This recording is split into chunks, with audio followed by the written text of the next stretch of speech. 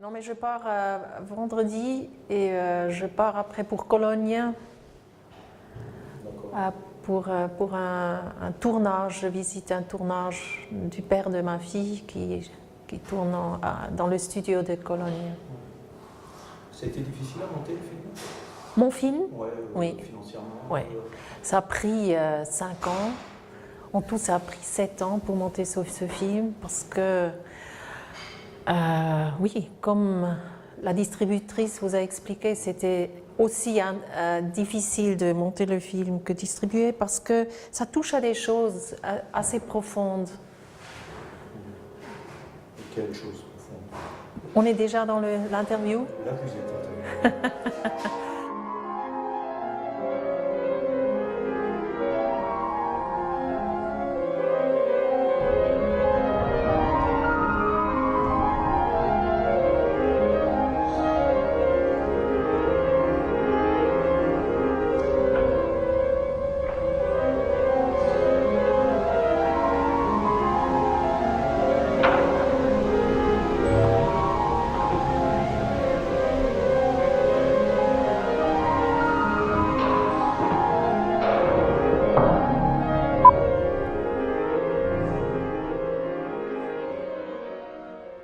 Ça touche, je crois, dans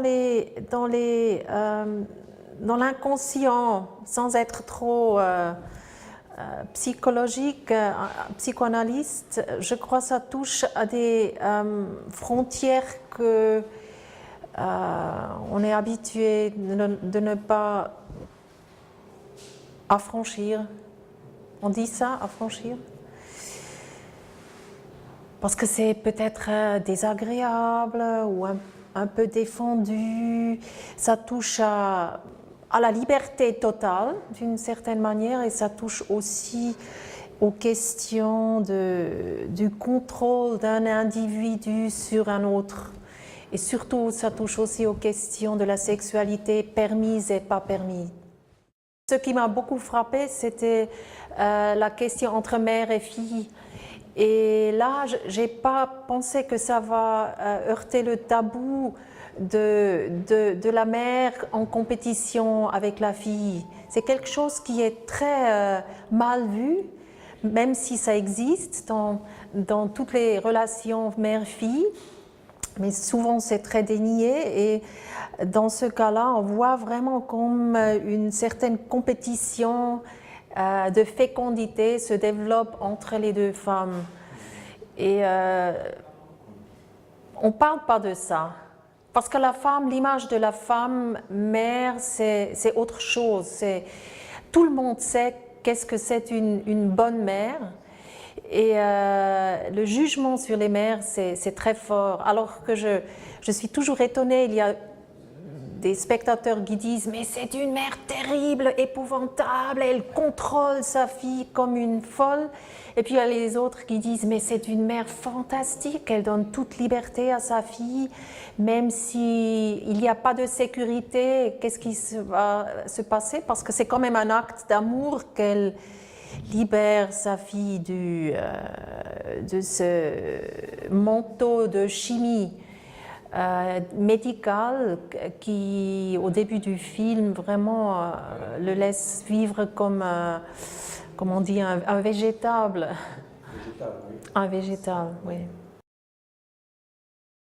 C'est un film qui prend pas vraiment, qui donne pas une référence. C'est vraiment, c'est comme une existence contemporaine pour moi dans ce monde-là. Il n'y a plus la référence de la religion, des institutions, de la politique, qui autrefois nous donnait des très claires lignes, même si on confrontait les lignes d'autorité, si on les a battues, tout le monde les savait.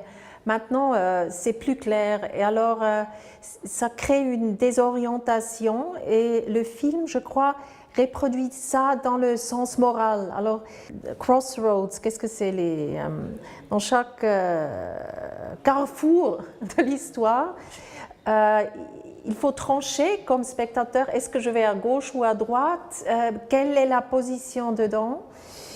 Et la façon dont j'ai filmé, c'est très dans la subjective d'un côté, c'est la subjective de Dora, mon caractère principal de la fille qui a 18 ans et qui est handicapée mentale, mais très plein de la fureur de vivre, de la joie de vivre. Elle veut plonger vraiment dans le monde. Et de l'autre côté, je filme un peu plus distancié la vue des parents qui représente aussi la vue de la société. Et là, il y a différentes perspectives qui créent une certaine ambivalence. Mais quand je suis venue avec ce scénario-là, il disait, mais ça, tout le monde a eu ses doutes. Et puisque ça a vraiment, déjà dans la lecture, ça a créé un certain choc. Et même si c'est basé sur une pièce de théâtre d'un très bon écrivain suisse, très connu, et la pièce a tourné vraiment le monde.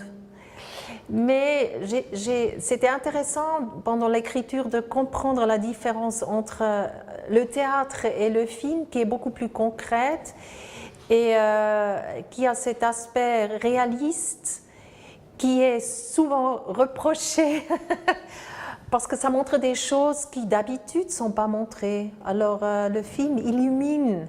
Pour moi, c'est vraiment le sens et le destin du film d'illuminer les coins plus obscurs.